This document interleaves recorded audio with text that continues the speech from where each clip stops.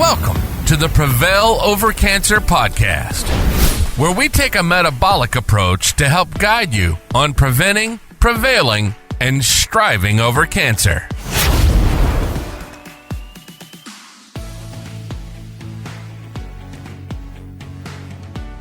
We are live on the Prevail Over Cancer Podcast. I am one of your hosts, Jeff Lopes. We got our incredible co-host, Keith Bishop. How are you, buddy? Wonderful, and you? Good. We're having a little giggle before we started. we had to push the stop and re-record button because my throat got a little scratchy there for a sec. But this is going to be an interesting podcast because it was not a topic that I was going to talk about, but after seeing a post from Keith, I just started inquiring a bit about more and trying to learn a bit more about it. It's something that I actually use, but I might not be using it the correct way for cancerous benefits. It's frankincense. And frankincense, my wife introduced it to me maybe about 6-7 months ago as a mixture. So what she would do is get castor oil, put a couple drops of frankincense in it, rub it in her hands and apply it to her face for wrinkles, to her hair. And it was just a nighttime prep thing, just for longevity of looking young. And I started doing that. I'm like, I wonder if that works. So I started putting it on. And then from there, I started reading some of the benefits of castor oil, and I started putting it into my belly button for digestive. And then I started putting on my lymph node areas and lymphatic sections. And all of a sudden, it started evolving where I'm rubbing myself head to toe almost in this every night before I go to bed of this mixture. And I like it. I mean, I think it brings a glow to your skin and makes you feel healthier. But then as Keith did his post and I started doing some more research and I started seeing the benefits of frankincense towards cancer. And as we started talking, and I mean, you're going to prostate, pancreas, skin cancer, colon cancer. So let's just dive right into it. I never thought you could orally take it, or I guess you could, but I never thought of doing it. You're saying, yeah, do it. So let's dive into the benefits of it, how to take it, and what's inside ingredient-wise to make it so beneficial for cancer. So boswellia is, or frankincense, has boswellia in it, and boswellia is more like the plant. Frankincense is another term for it, and so it has actually probably the main activity is anti-inflammatory.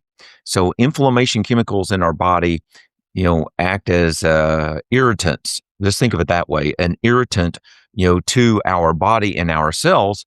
And if cells are irritated all the time, they have a tendency to become bad, misshaped, and potentially go into this, cancerous type issue.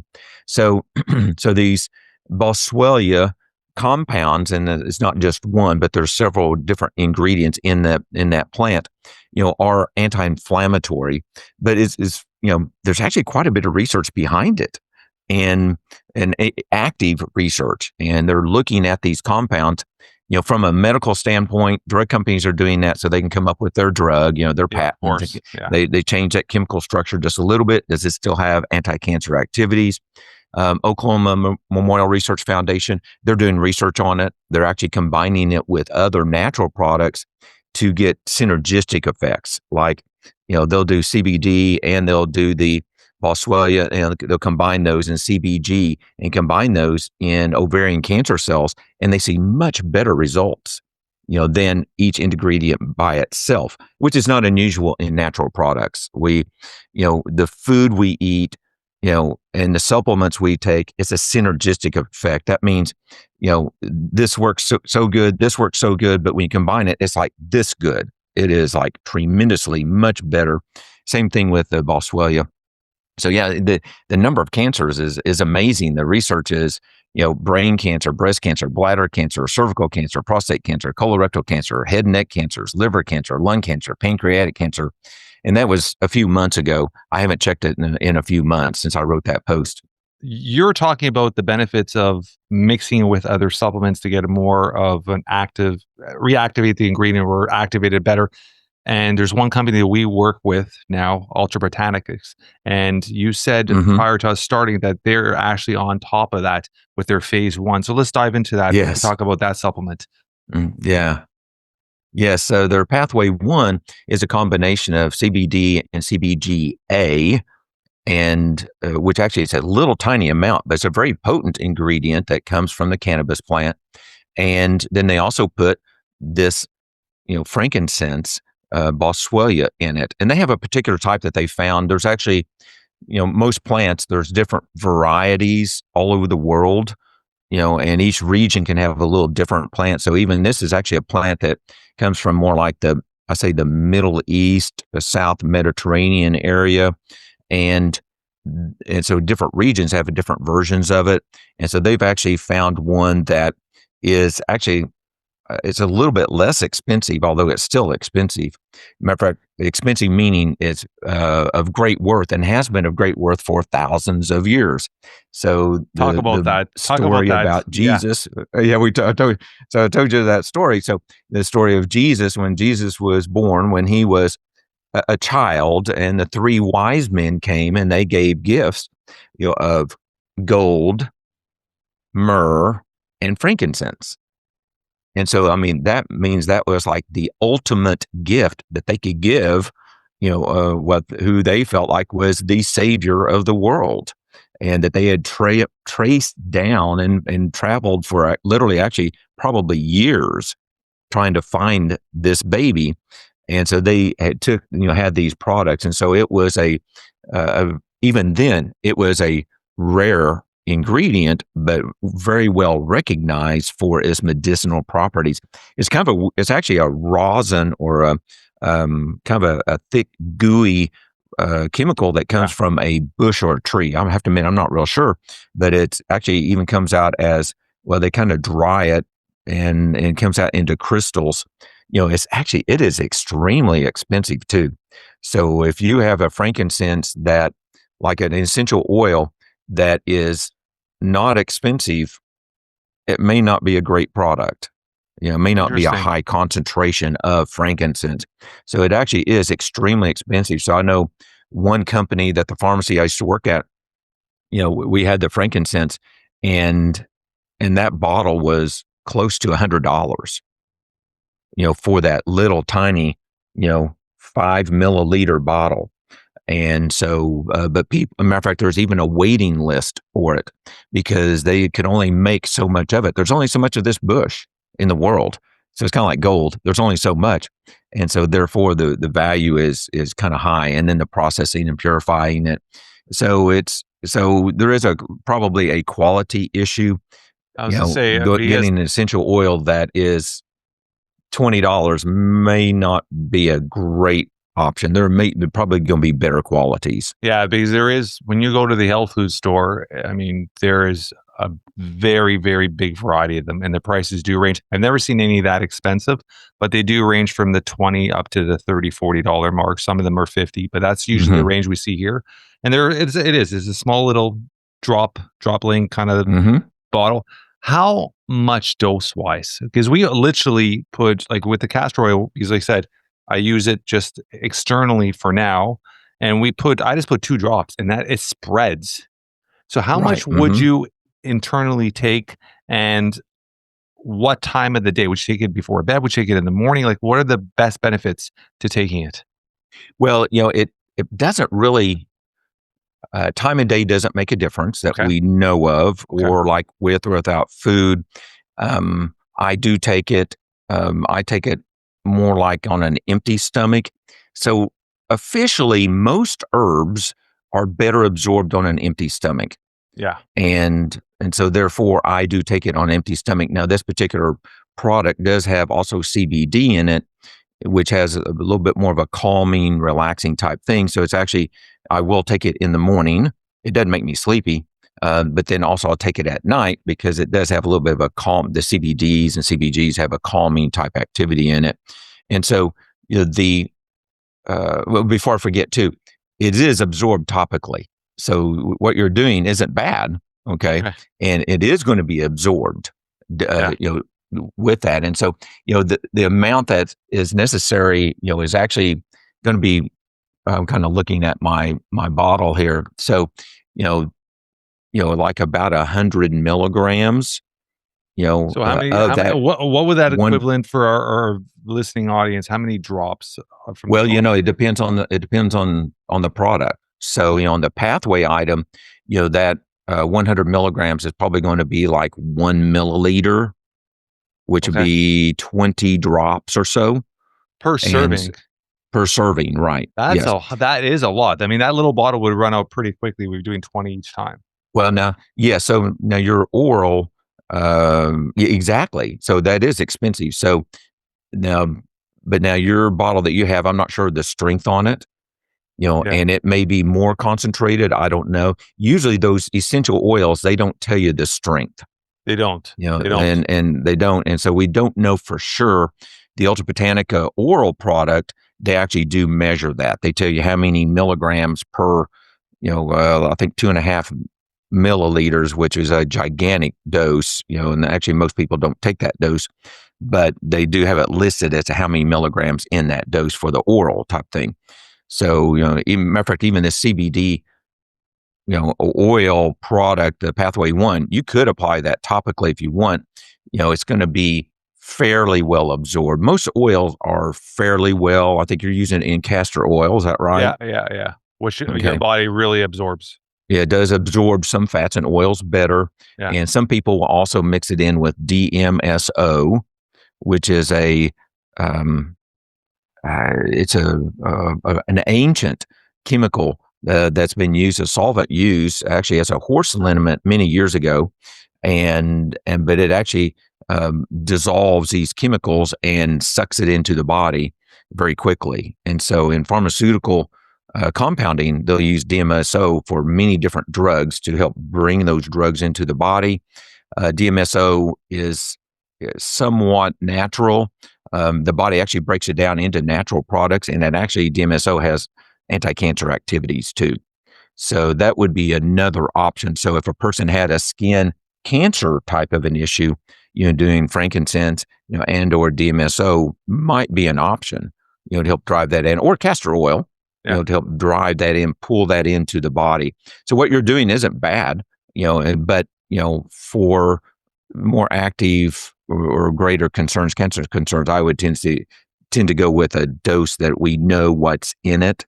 And so Ultra Botanica has combined this, so it's very well absorbed. The oils that they have with this, it is amazing how well it works. And they're also, this local research foundation is finding that combining it, has even better results than even just taking it by itself.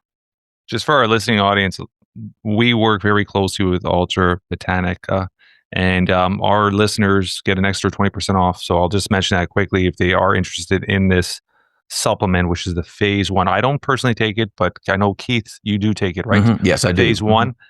Just visit ultrabotanica.com/discounts/POC. You get automatically 20% off there. So that'll help out. Is it something where, as we're talking, I think I'm going to start incorporating it into my morning routine, because I have my warm lemon water. I put a couple drops I do my iodine. I do my lion's mane drops.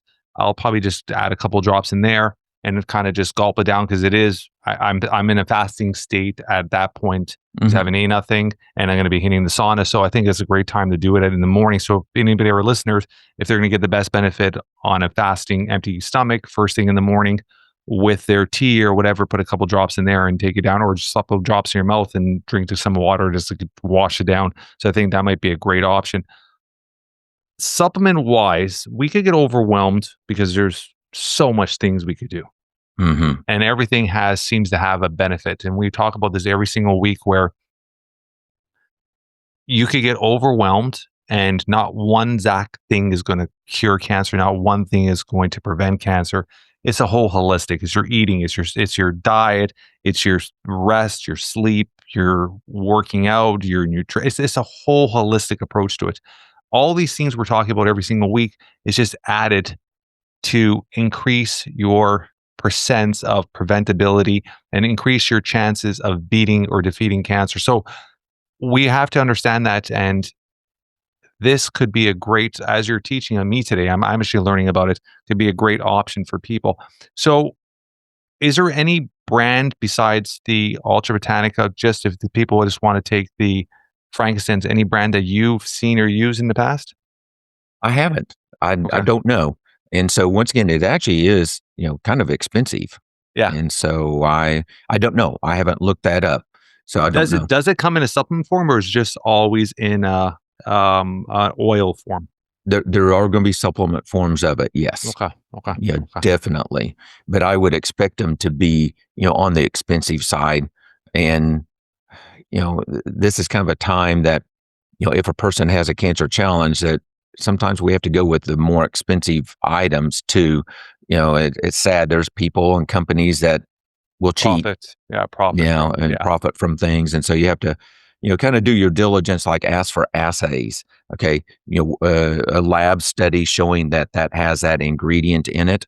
And so, if you're buying a bottle of capsules and it's only $20 or $30, might not be a good, product. And so, and that's probably the biggest challenge I find working with my clients is, like I just went through a list of persons, she's taking 30 different things.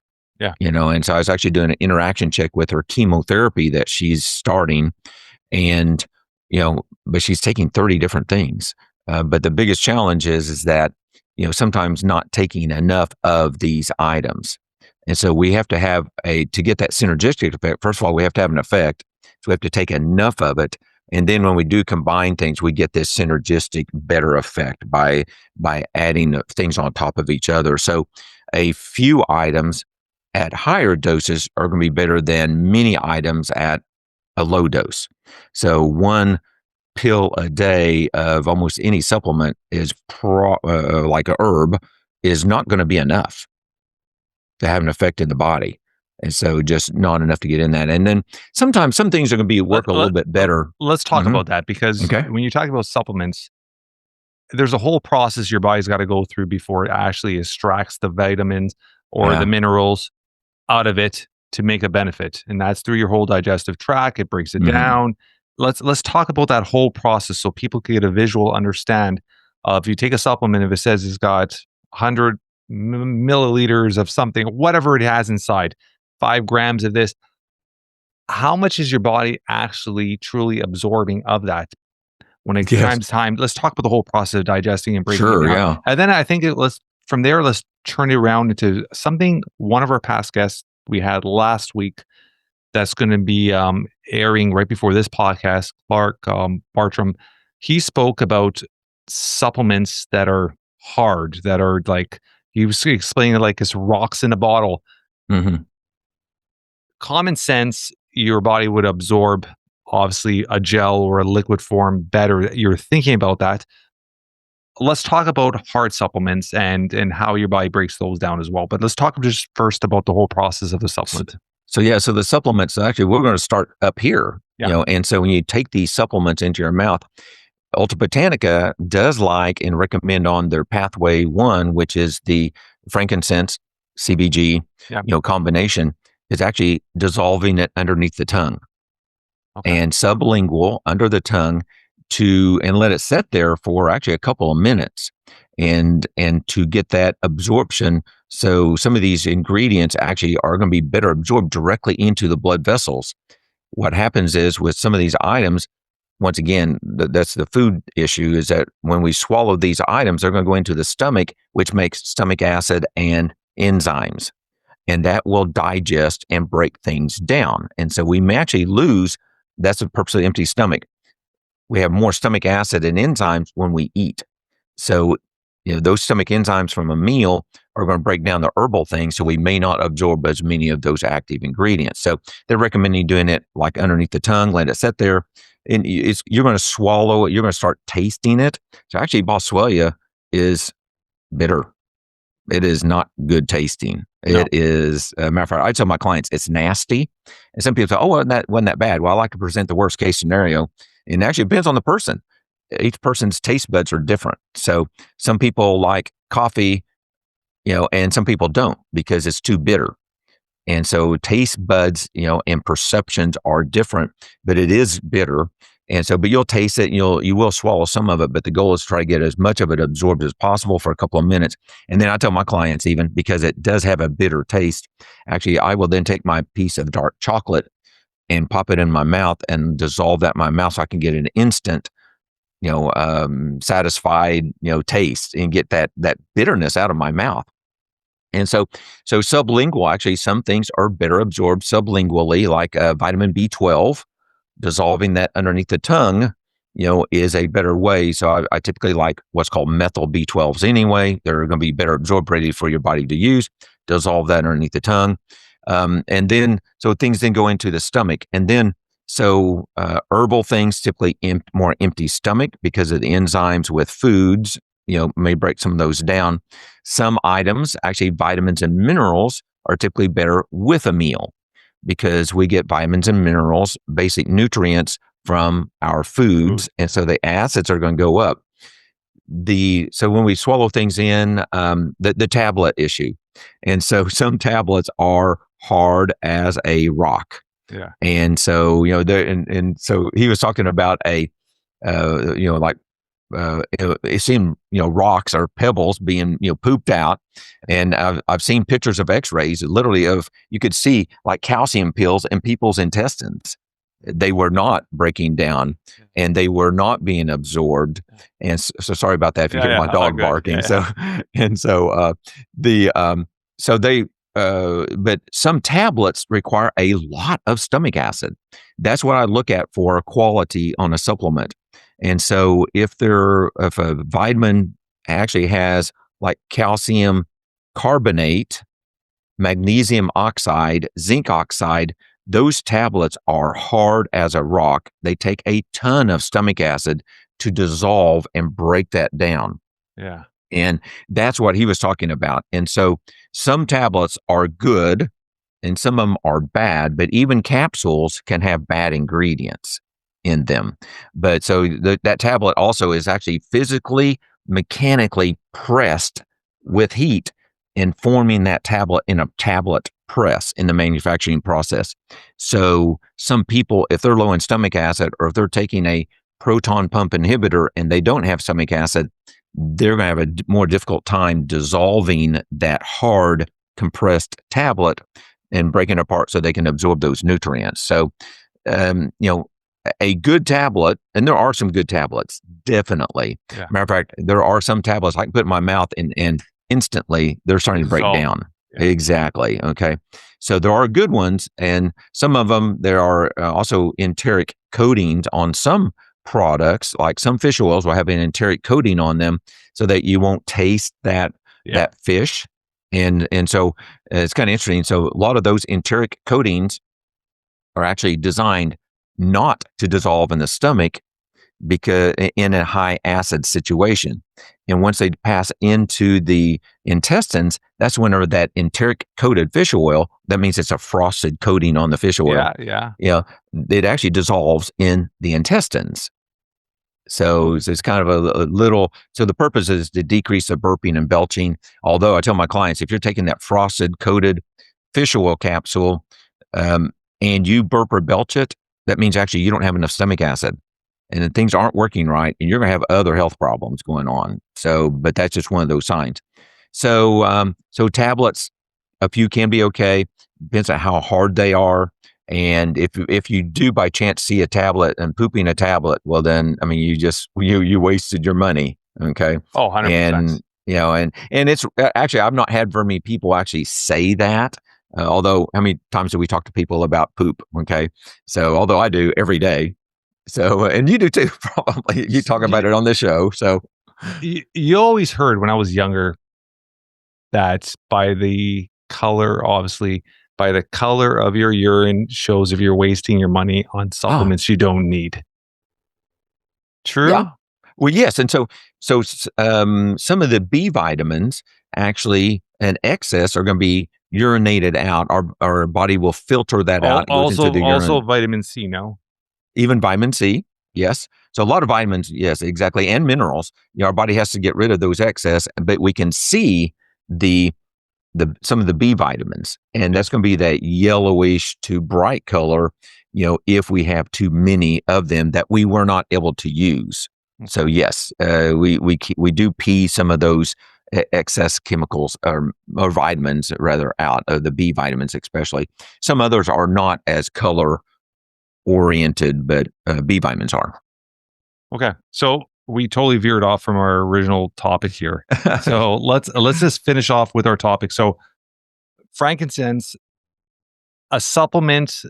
If somebody is looking at preventative action, they have a family history of cancer, would this be a supplement that you would add in? Because once again, D, C, omegas, curcumin, you could go on and on and on. Would this be one of those you would add in as a preventative action, or you would focus on this somebody that's in the process of beating cancer, or somebody that had cancer before? Where would you use it, or would you always recommend it? Well, since it is so expensive, I have to kind of I'll prioritize a list often for my clients, and then I kind of have to just say, okay, it depends on your finances, because it is expensive, and sometimes I would rather go with some other actually anti-inflammatories typically first. Like I prefer curcumin and quercetin and berberine and EG, CG. Those are kind of like my core group. Yeah. And typically less expensive, options. And so I will, it kind of depends on finances, really on that. So, although, the advantage is that if a person does have a kind of like an oral cancer, head and neck oral cancer, I'm definitely going to be going with this, because we're putting it in the mouth, and I'll have them hold it in their mouth and swish it in the mouth and try to hold it there and not eat or drink anything for a while, like not even do the chocolate thing, because I don't want to dilute that down and just let it sit in there. And once again, it does taste bad. So I will recommend it, but it is definitely, it is the most expensive item, in the natural area. So it's not always on the top of my list, only because of that. I think it's fantastic, but it is expensive. Yeah. Okay.